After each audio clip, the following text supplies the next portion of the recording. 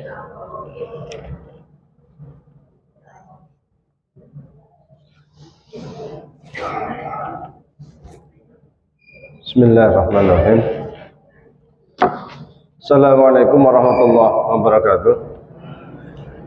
Alhamdulillahirabbil alamin wassalatu wassalamu ala asyrofil anbiya'i wal mursalin sayyidina wa maulana Muhammadin wa ala alihi wa sahbihi ajmain, amma ba'du. Jamaah sekalian yang kami hormati, puji syukur kehadirat Allah Subhanahu wa taala.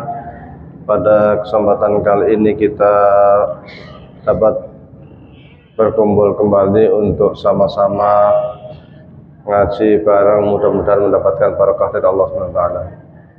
Salam serta salam semoga tetap tercurahkan kepada junjungan kita Nabi Muhammad sallallahu alaihi wasallam. Jemaah sekalian, kita akan melanjutkan kajian kita dari kitab Ayyuhal Walad. Yang bawa buku siapa? Banyak. Yang bawa kitabnya? Pada lupa. Sampai mana kemarin?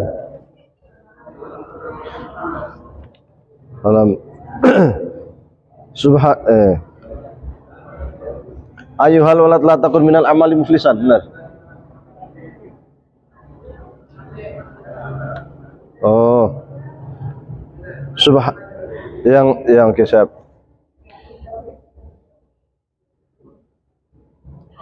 Ayyuhal walad min jumlati manasoha, benar? Oke. Ini enggak itu benih. Ayyuhal walad, wahai anak, enggak punya ini. Atau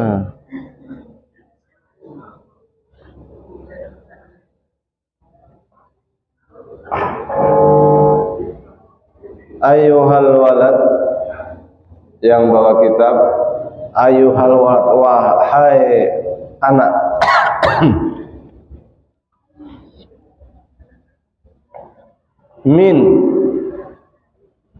min jumlati, dari ungkapan, min jumlati, dari ungkapan, ma sesuatu, nasoha, nasihat. Sudah ketemu belum yang bawa kitab? Setelah bismillah, paragraf kedua, halaman kedua. Setelah bismillah, paragraf pertama yang kedua. Ya, paragraf yang kedua. Ayyuhal walad. Ini biar kita terbiasa ngaji kitab. Halaman 2, paragraf 2.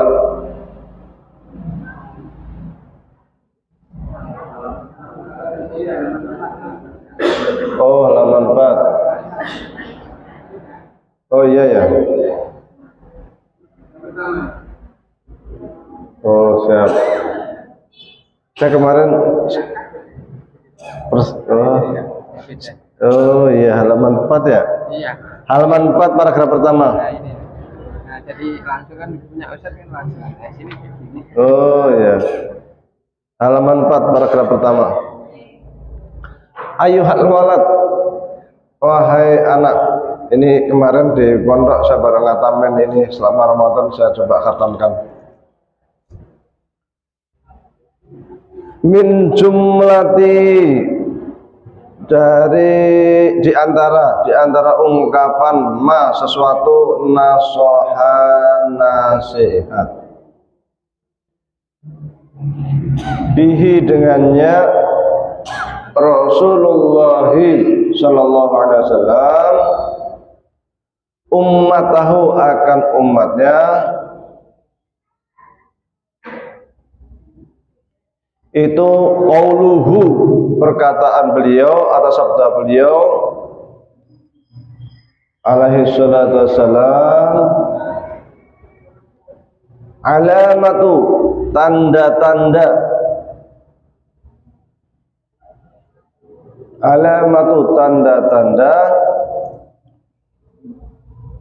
i'radillahi, berpalingnya Allah, i'radillahi berpalingnya Allah,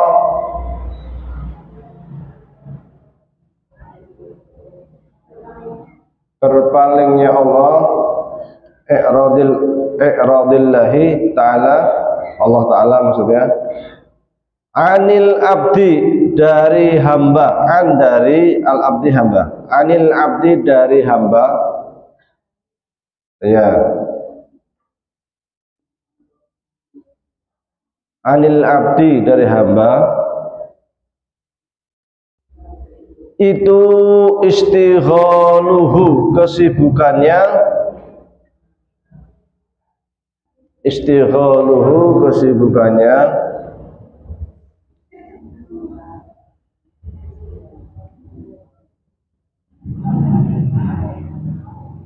istighaluhu kesibukannya, bima dengan sesuatu, bima dengan sesuatu,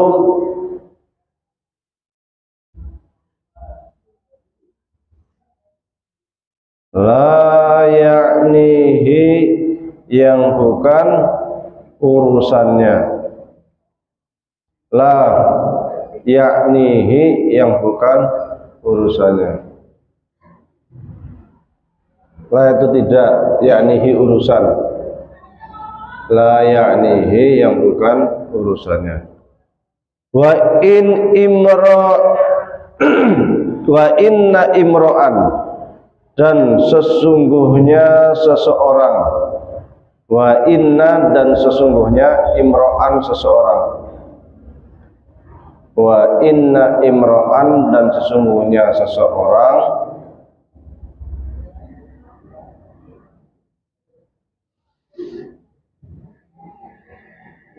wa inna imra'an dan sesungguhnya seseorang, zahabat hilang, kalau arti aslinya itu pergi, zahabat hilang,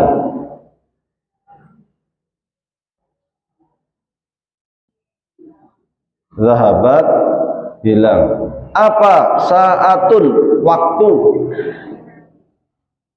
saatun waktu,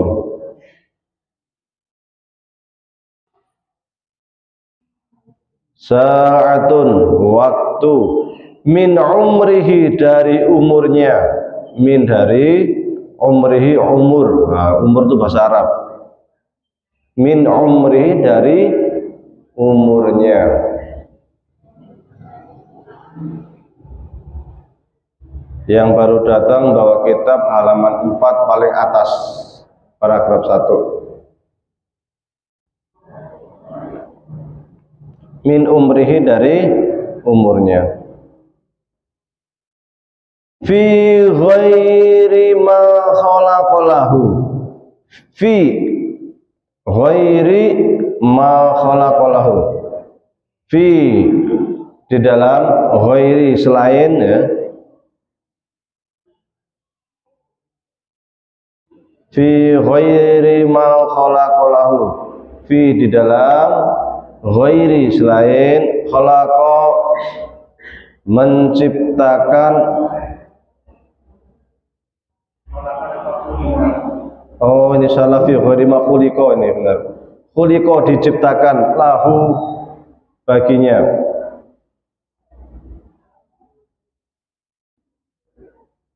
ini di sini ada harokatnya malah salah.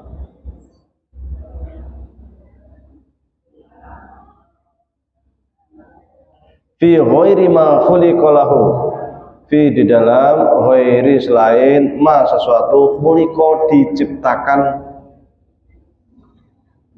lahu baginya. La jadirun sungguh,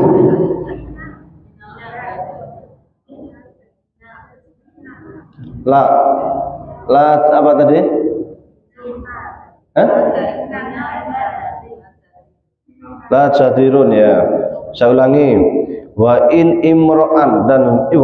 imro'an dan sungguh seseorang zahabat yang hilang apa saatun waktu min umrihi dari umurnya fi ghairi ma khuliqalahu di dalam ghairi selain ma sesuatu khuliqa diciptakan lahu baginya la jadirun sungguh apa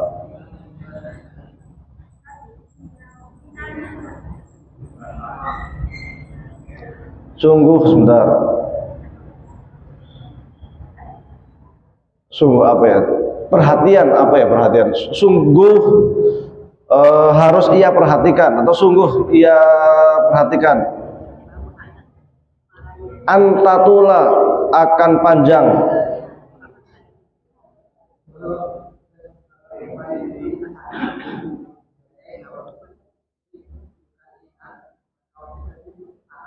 oh ya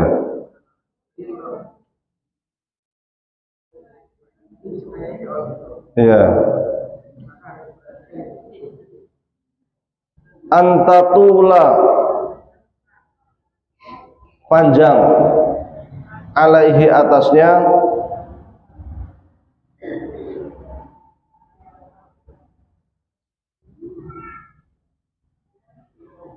hasratuhu kerugiannya. Nah, hasratuhu. Jadi seseorang itu ketika waktunya hilang 1 menit saja, 1 waktu saja yang dia gunakan bukan sesuai dengan yang dikehendaki Allah, maka sungguh orang itu telah merugi. Kita diciptakan untuk apa? Wa ma khalaqtul jinna wal insa. Nah, itu. Jadi maksudnya ini, wa ma khalaqtul jinna wal insa illa liya'budun. Bahwasanya jin dan manusia diciptakan itu tujuannya untuk beribadah kepada Allah.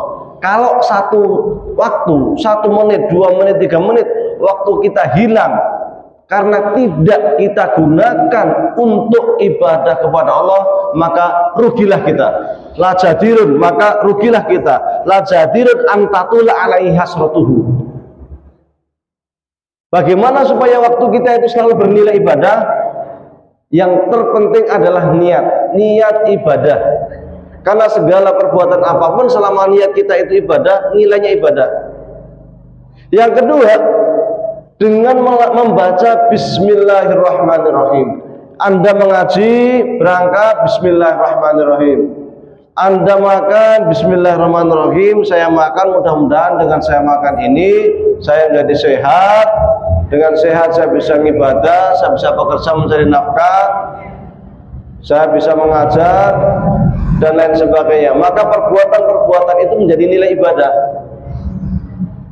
Karena ketika kita lalai, kita beraktivitas tanpa ada nilai ibadah, tanpa ada niat ibadah, ngaji tapi niatnya riya, hilang. Maka kemudian Imam Al-Ghazali di dalam kitab Ihya-nya itu mengatakan bahwasanya ada namanya ibadah dunia, ada namanya ibadah akhirat. Apa itu ibadah dunia? Ibadah dunia ya mungkin dia sholat, puasa, zakat, haji, tetapi dia hanya dapat dunia, hanya dapat sanjungan karena dia beribadah hanya mengharapkan pujian manusia. Itu namanya ibadah dunia. Yang terpenting itu ibadah akhirat. Ibadah akhirat adalah ibadah apapun namun kita niatkan karena Allah Ta'ala. Itu namanya ibadah akhirat. Maka kalau Imam Al-Ghazali sering menekankan dengan istilah a'malul qulub, perbuatan hati atau manajemen hati. Tidak salah kemudian ketika kita buka kitab Arba'in Nawawi, bab pertama itu terkait dengan bab niat, innamal a'malu binniyat. Dan diulang lagi oleh Imam Nawawi di dalam kitabnya Arba'in, dalam kitabnya Riyadhus Shalihin. Bab pertama juga terkait dengan niat. Hadis niat, kemudian wa ma umiru illa liya'budullaha mukhlisina lad-din. Terkait ayat-ayat Al-Qur'an yang terkait dengan hati. Kenapa Imam Nawawi di dalam kitabnya Riyadhus Shalihin, kemudian di dalam kitabnya Arba'in Nawawi meletakkan bab niat itu di bab pertama paling atas? Karena ini terkait dengan a'malul qulub. terkait dengan perbuatan hati, manajemen hati, supaya ibadah kita, aktivitas kita, semua perilaku kita itu niat karena Allah Ta'ala. Apapun yang kita lakukan itu untuk menjalankan sunnah Rasulullah SAW. Karena terkadang ketika kita melakukan sesuatu sunnah Rasul, itu kita terlalu menyempitkan makna sunnah. Sunnah itu adalah segala sesuatu yang dilaksanakan oleh Rasulullah SAW, qaulan wa fi'lan wa taqriran. Baik itu qaulan perkataan, itu hadis atau sunnah, atau fi'lan perbuatan Rasulullah SAW, atau persetujuan Rasulullah SAW. Majelis ilmu ini termasuk sunnah Rasulullah SAW. Dulu Rasulullah sering kultum, istilah kalau zaman sekarang, ngisi di masjid. Jamaah awalnya dulu jamaah satu masjid ini, masjidnya itu pintunya cuma satu. Dari sini imam, ada pintu sebelah sini, pintu sini itu langsung ke rumah Rasulullah SAW. Kemudian pintu cuma satu di sana. Makanya kemudian ada hadis yang mengatakan perempuan khairu sufufi rijal, sebaik-baik saf laki-laki itu di depan, wa khairu sufufi sementara sebaik-baik saf perempuan itu di belakang. Di antara tujuannya apa? Karena pintu masjidnya satu, sehingga ketika selesai ngaji perempuan pulang duluan. Perempuan pulang duluan. Namun ketika saf seperti ini, nah ini ada satir. Kan di Indonesia sering banyak itu kalau sholat itu di sini laki-laki, sini perempuan. Dibuat satir seperti ini, sejajar, bukan perempuan di belakang. Maka para ulama mengatakan ketika terjadi seperti ini, sebaik-baik saf perempuan itu di depan, bukan di belakang, karena pintunya ada dua. Maka dulu zaman Rasul itu ketika sering berdesak-desaan, ketika selesai kultum, kemudian laki-laki pulang, perempuan pulang, desak-desakan, para sahabat protes, ya Rasulullah, kok pintunya cuma satu, tolong dibuatkan pintu dua khusus untuk perempuan. Akhirnya dibuatlah dua pintu, satu untuk laki-laki, satu untuk perempuan. Jadi perempuan belajar di masjid juga sunnah Rasulullah SAW, karena perempuan, para sahabat sering pergi ke masjid. Perempuan menjadi dokter juga sunnah Rasul, karena Rasulullah SAW dulu ketika perang selalu membawa tim medis, terutama dari perempuan. Di antara sahabat yang paling terkenal adalah sahabat Rufaidah, tim medisnya Rasulullah SAW. Bahkan bukan hanya tim medis, pejuang perempuan juga ada. Pada perang Uhud, Nusaibah yang berjuang ketika melihat Rasulullah SAW diserang musuh, karena umat Islam terdesak pada perang Uhud waktu itu, para tentara Quraisy mendekati Rasulullah, hendak membunuh Rasulullah SAW. Nusaibah itu langsung angkat senjata, maju menghadapi musuh, mendekati Rasulullah, menghalangi tentara musuh untuk bisa menyelamatkan Rasulullah SAW. Ini perempuan. Bahkan waktu zaman Umar bin Khattab, salah seorang pendekar perempuan yang melawan tentara Romawi, yang pakaiannya itu hitam-hitam semua, kemudian sininya diikat, wajahnya tidak kelihatan, hanya matanya saja. Sampai waktu itu komandannya Khalid bin Walid. Khalid bin Walid itu heran, siapa ini katanya, yang berjuang menerjang musuh, berani minta ampun. Dia penunggang kuda yang sangat terkenal, pemain pedang yang sangat terkenal. Siapa? Khawlah, perempuan, menerjang musuh itu beraninya luar biasa. Selalu ikut jihad. Dulu Khalid itu udah melarang, kamu nggak usah ikut, tapi dia tetap ingin ikut, dan dia selalu ikut di medan perang. Perempuan.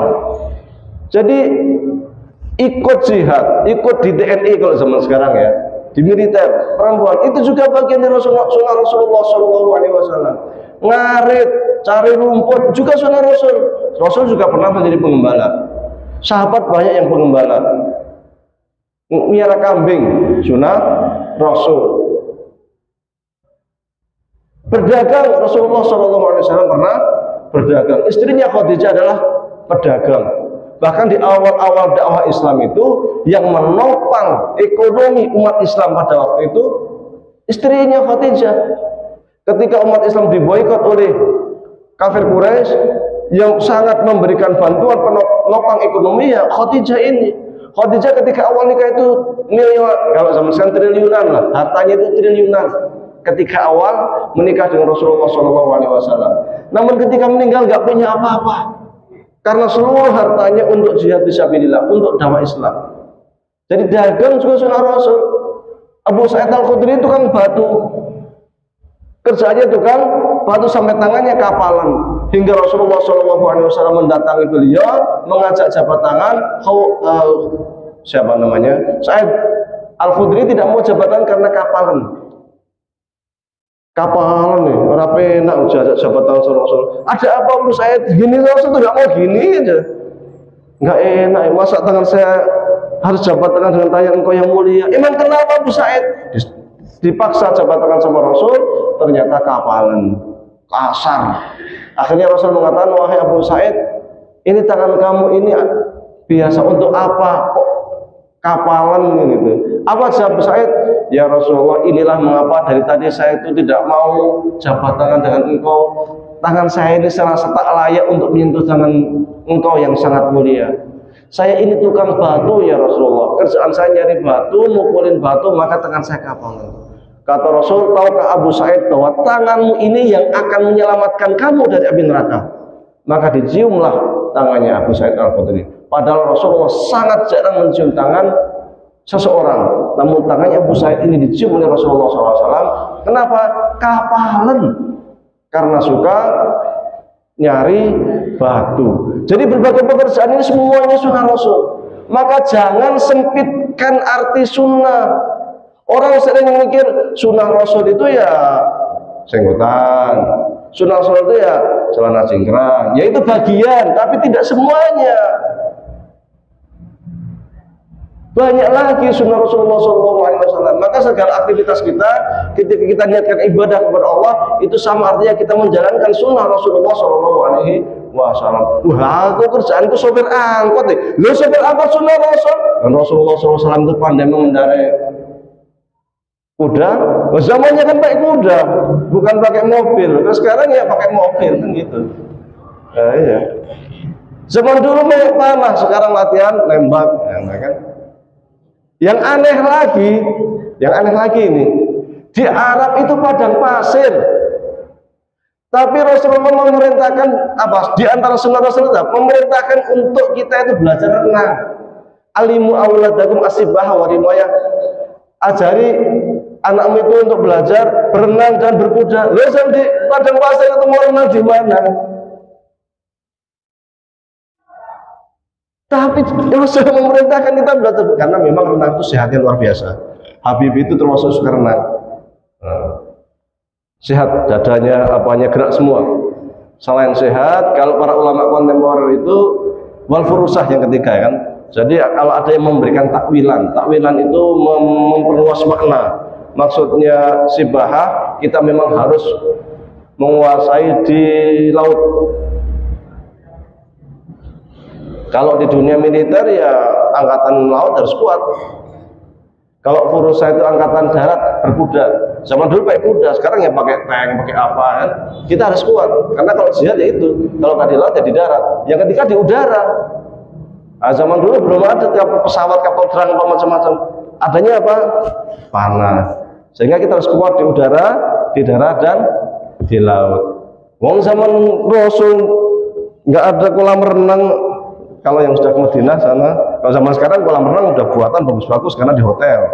Nah, tapi zaman Rasul itu nggak ada, itu di Madinah, kok di Mekah laut, sungai sih nggak ada. Tapi Rasul kok memerintahkan kita belajar renang. Nah, kalau di Indonesia ceguran kali. Nah itu, jadi niat penting sekali, karena ketika dalam segala hal kita salah niat kita, itu sangat berbahaya.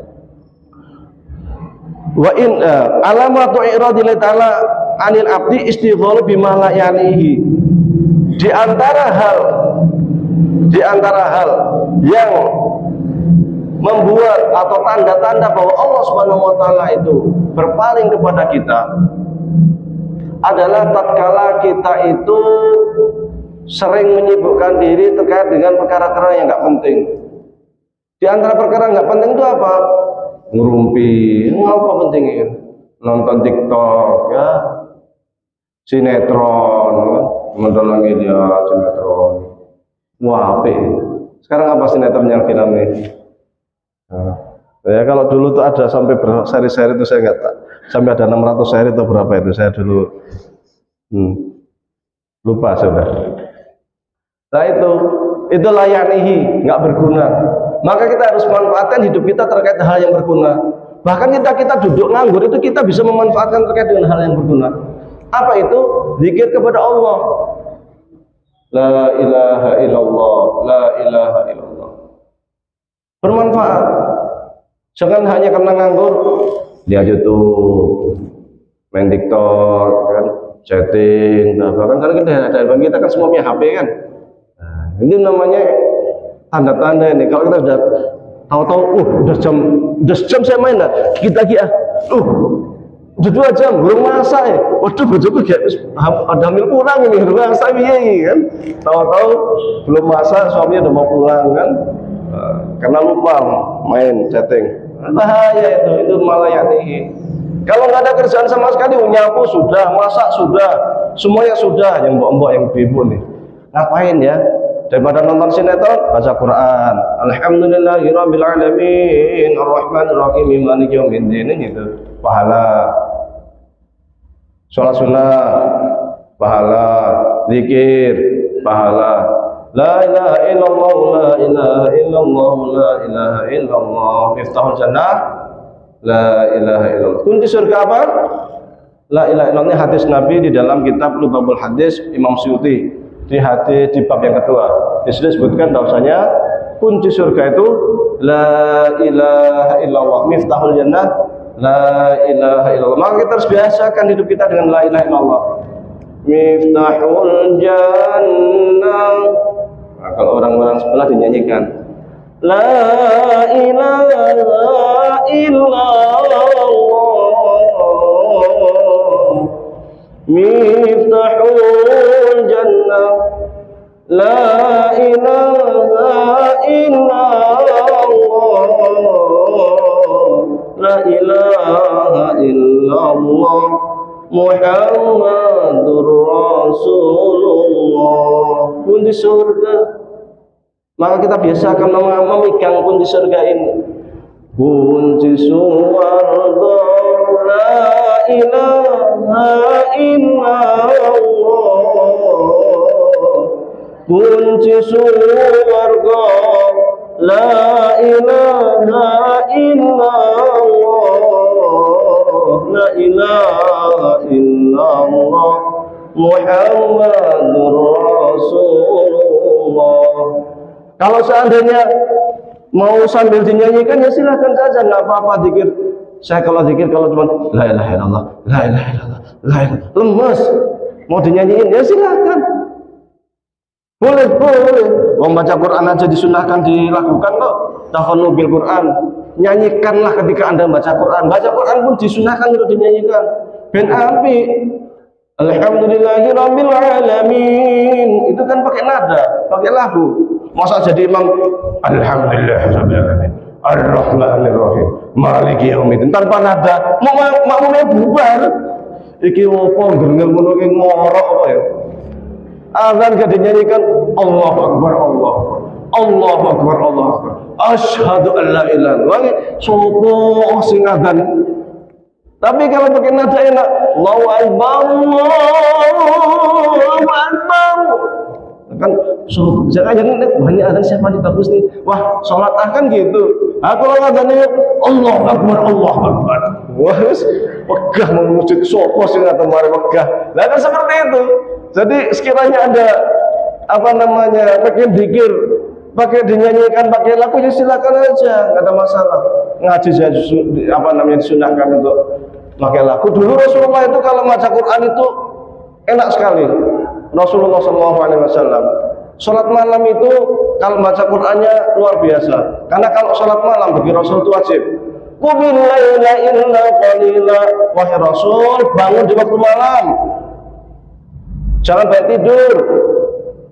Nisfahu aw yanqus minhu qalila aw zid alaihi wa rattilil Qur'ana tartila.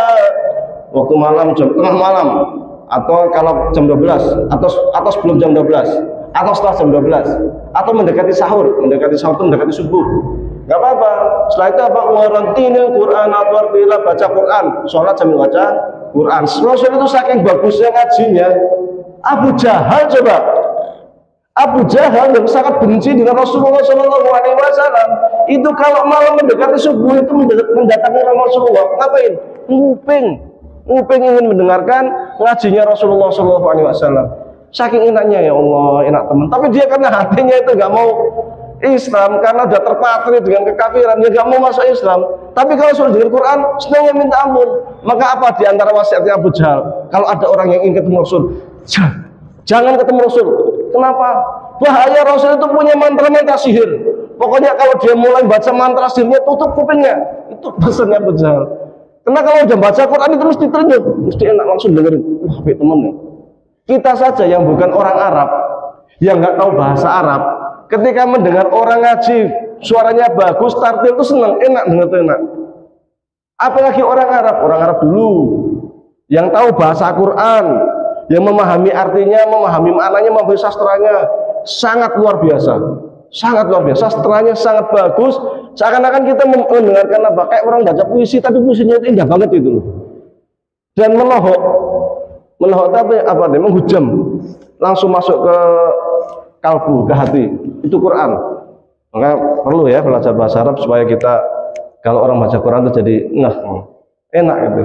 Itu Abu Jahal aja seperti itu pesannya sampai. Itu zikir, baca Quran itu bagian dari zikir. Walau kepanjangan baca Quran abot, ya udah zikir yang la ilaha illallah, yang kiranya nggak terlalu panjang. Atau ada zikir lain, kalimatani khafifatani fil lisan, tsaqilatani fil mizan, habibatani ilar rahman. Ada dua kata-kata di mana kata-kata itu sangat ringan di lidah, khafifatani fil lisan, tapi kelak di akhirat itu timbangannya luar biasa, tsaqilatani fil mizan. Dan dua kalimat ini sangat dicintai oleh Allah Subhanahu wa taala. Habibatani ilar rahman. Apa itu? Subhanallah wa bihamdihi subhanallahil azim. Subhanallah wa bihamdihi subhanallahil azim. Subhanallah wa bihamdihi subhanallahil azim. Bermanfaat, pahalanya besar, ringan di lisan, dicintai Allah Subhanahu wa taala, dan kelak ketika ditimbang di akhirat berat. Tapi ya apa la ilaha illallah ya apa? Apalagi yang ini subhanallah, pengen yang ringan aja lah. Yang ringan ini ada Allah kan ringan pendek. Bagian dari zikir Allah abot. Bilang Allah juga abot. Ya wis, yang paling pendek ono meneh. Hu. Lu kok iso haru piye kesambet nang ndi? Kalau niatnya hu itu adalah zikir kepada Allah, itu boleh. Allahu la ilaha illa hu. Allahu la ilaha illa hu. Allahu la ilaha illa hu. Akhirnya zikir karena malas la ilaha illallah kepanjangan, kon maca Quran kepanjangan, kon maca subhanallah bihamdi kepanjangan, kon maca Allah kesih kabut kepanjangan. Akhirnya nama hu. Ngopo Pak? Hahu kesambet nanti. Menang aku lagi zikir. Hu. Ya umpamanya. Ini kan tidak apa-apa. Maca salawat ya zikir. Nek salawat unik lagi. Semua ibadat yang diperintahkan oleh Allah Subhanahu wa taala itu hanya salawat yang langsung dicontohkan oleh Allah. Allah memerintahkan aqimis shalah, dirikan salat. Apakah Allah salat? Ora. Wa zakat, bayar zakat. Allah zakat. Ora. Kita diperintahkan untuk haji, wa hajjul bait man istata'a ilaihi sabila, haji. Allah haji. Enggak. Allah perintahkan salat, Allah baca salawat. Baca salawat. Innallaha wa malaikatahu yusholluna 'alan nabi. Sesungguhnya sak temene Gusti Allah lan malaikate Gusti Allah maca selawat kalau Kanjeng Nabi. Jadi hanya sholawat ibadah yang langsung dilaksanakan, dicontohkan oleh Allah Subhanahu wa taala dan dilaksanakan oleh para malaikat.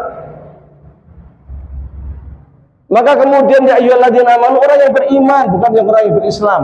Yang iman, kalau iman itu tingkatnya jauh lebih tinggi dari Islam. Maka puasa pun, ibadah puasa pun yang diperintahkan juga orang yang beriman. Ya ayyuhalladzina amanu kutiba alaikumusiyam. Ya ayyuhalladzina amanu kutiba alaikumusiyam, diwajibkan kepada kamu berpuasa. Sama membaca salawat ini yang diperintahkan siapa? Orang yang beriman. Maka salawat ini ada yang salawat wajib. Kalau tidak baca salawat, salatnya tidak sah, yaitu salat Ibrahimiyah waktu salat. Allahumma shalli ala Muhammad wa ali Muhammad kama shallaita ala Ibrahim wa ali Ibrahim wa barik ala Muhammad wa ali Muhammad. Ketika Anda salat enggak baca salawat, enggak sah karena bagian dari rukun.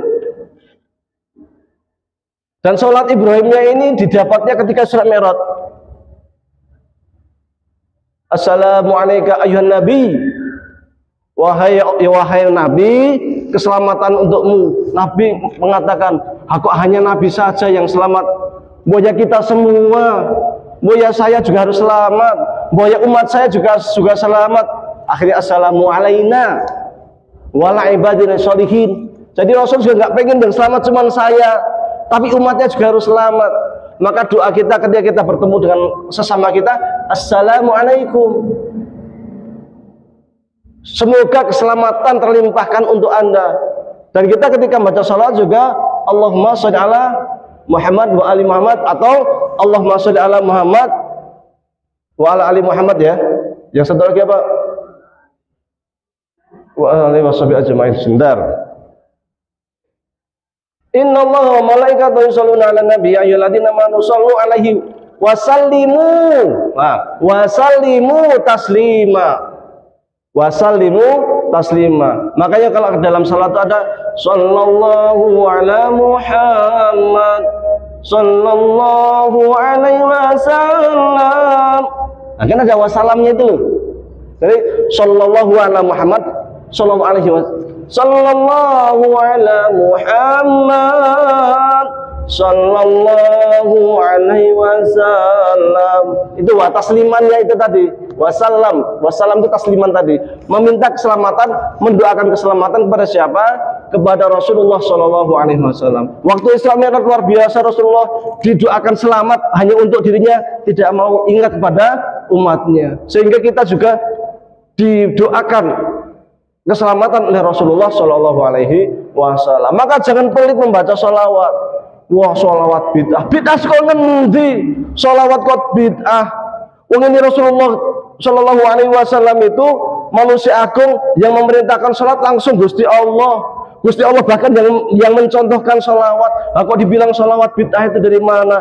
Kalau umat Rasulullah Shallallahu Alaihi Wasallam kok anti sholawat, dipertanyakan sebagai umat Rasulullah. Apalagi kita Muhammadiyah, pengikut Nabi Muhammad. Nah, kok anti sholawat? Iki piye? Pasti diragukan ketaatannya kepada Rasulullah Shallallahu Alaihi Wasallam. Mestinya bangga. Wah, nek sholat ya sholat nih, kalau dilakoki bid'ah. Sang surya telah bersinar. Lah nyanyi sang surya boleh kok. Nyanyi lho. Syahadat dua melingkar. Lu masa nyanyi sang surya induk sholawat ra induk? Ini masalah. Makanya orang yang dikit-dikit mengatakan bid'ah itu ya repot. Sholat bukan bid'ah, sholat itu anjuran dari Rasulullah SAW. Oh, yang bid'ah itu sholawatan, bukan sholawat. Kita tahu yang namanya kalau sholawatan sallallahu ala Muhammad sallallahu alaihi wasallam ya. Oke.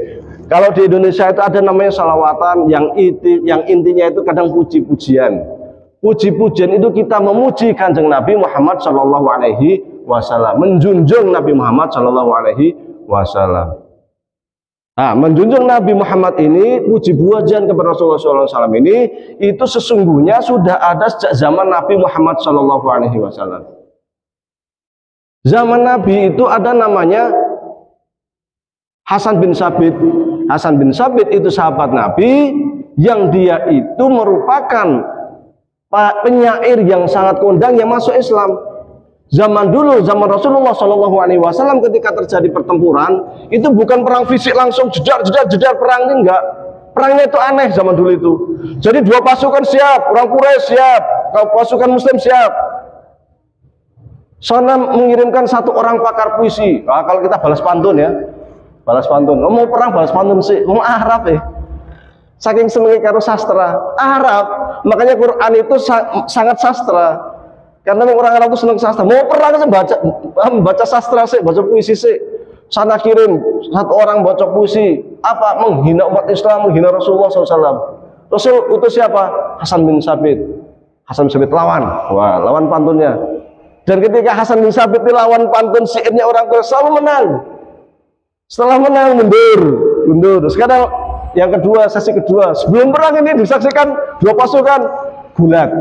Baru sana kirim satu orang, dua orang, tiga orang maju, umat Islam satu, dua, tiga orang maju. Bergulat atau perang tanding satu lawan satu atau dua lawan dua atau tiga lawan tiga, perang tanding. Baru nanti yang kalah siapa mundur. Baru setelah itu perang massal. Ini perangnya orang Arab dulu. Jadi sastra ini dijadikan sebagai sarana untuk berperang. Dan Hasan bin Sabit ini termasuk yang sangat dibanggakan oleh Rasulullah SAW. Di antara syair yang terkenal hingga saat ini itu apa?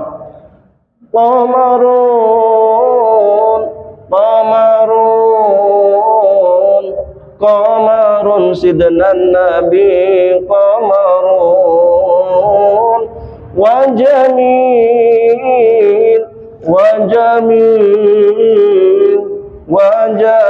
sidnan nabi wa jamil. Siapa yang buat? Hasan bin Sabit. Memuji Rasul haram ya Pak. Rasul mestinya dari dulu larang, tapi enggak, justru ini dia dijadikan kebanggaan Rasulullah SAW. Tatkala ke Madinah, Rasul ke Madinah, apa yang dinyanyikan oleh para kaum Ansar? Tala'al badru alaina min thaniyadil wada' wajabas syukru alaina mada'al lillahi da' ayyuhal mab'utsu fina ji'ta bil amril muta' ji'ta ashraftal madinah marhaban ya khairada. Ini pujian telah datang bulan purnama ke Madinah. Madinah telah dikaruniai oleh seorang manusia mulia. Ya kan begitu. Syair boleh, nggak apa-apa. Kalau mau bahasa Arab, ya orang bahasa Arab, mau bahasa Indonesia terserah, nggak ada apa-apa, boleh. Rasulullah dalam mengenangmu. Nah, ini kan cuma beda aja. Ini yang satu pakai bahasa Arab, ini pakai bahasa Melayu. Apa bedanya? Kami susuri lembaran sirahmu, pahit getir perjuanganmu, membawa cahaya kebenaran. Iki apa doa pujian ning bahasa Indonesia. Nek Qamarun ya pujian ning bahasa Arab. Yang masa bahasa Indonesia boleh, kan itu nasib boleh. Nek sholawatan Rabu enggak boleh. Hanya beda bahasa, satu bahasa Melayu, satu bahasa Arab, sehingga yang bahasa Arab jadi enggak boleh, jadi bid'ah karena dianggap sholawatan. Ya ora iso. Ini kalau dalam usul fikih namanya qiyas ma'al farik. Mengkiaskan sesuatu tapi enggak pas ini. Nah, ini terkait dengan boleh. Jadi membaca puisi puji-pujian itu ya bagian dari sunnah Rasul. Kenapa? Karena Rasul punya penyair yang namanya Hasan bin Sabit. Nanti Anda pulang ke rumah, aku senang puisi, tak buat puisi yang memuji Rasul lah, ya silahkan. Maka ada tokoh yang sangat terkenal yang namanya Al-Barzanji, yang isinya itu buku-buku karya sastra yang luar biasa memuji Rasulullah SAW, sebagaimana dulu Hasan bin Sabit juga memuji Rasulullah SAW. Di Mesir ada yang namanya Imam Busairi yang juga punya puji-pujian kepada Rasulullah SAW yang juga sangat luar biasa. Sebentar, tak nengok jam dulu. Soalnya di sana nggak ada jam ke belakang. Jam. Kurang 2 menit, ya siap. Kurang 2 menit saya buat untuk pertanyaan saja. Baik, seringkasnya gunakan waktu yang secara baik-baik untuk berzikir kepada Allah, Jangan kemudian menyibukkan dengan hal-hal yang tidak berguna, karena ketika kita memanfaatkan menggunakan waktu satu waktu saja kepada hal-hal yang tidak berguna, itu menjadi ciri-ciri bahwa Allah Subhanahu wa taala itu berpaling dari kita. Maka hati-hatilah, umur kita itu sedikit, nanti di akhirat banyak para manusia yang meminta lagi supaya dihidupkan di dunia, supaya bisa beramal soleh di dunia. Banyak zikir, la ilaha illallah, subhanallah, walhamdulillah, wala ilaha illallah akbar, atau Allah, Allah, Allah, dan wala zikrullahil akbar.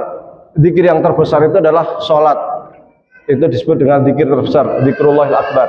Maka sholat sunnah kapan saja, di mana saja, dibolehkan di kendaraan pun boleh, meskipun dengan duduk dan meskipun tidak menghadap kiblat, khusus sholat sunnah. Karena Rasulullah SAW dulu kalau naik keledai, kadang sholat sunat sambil jalan, meskipun keledainya ini tidak menghadap kiblat. Rasul dulu. Kalau sekarang yang di kendaraan meskipun nggak menghadap kiblat, jalannya ke timur mobilnya nggak ada masalah. Itu khusus untuk sholat sunat, bukan sholat wajib. Tapi Rasul kalau sholat wajib dulu setelah turun dari kendaraan, kemudian menghadap kiblat, baru sholat wajib. Wallahu a'lam. Assalamualaikum warahmatullahi wabarakatuh. Silakan jika ada pertanyaan.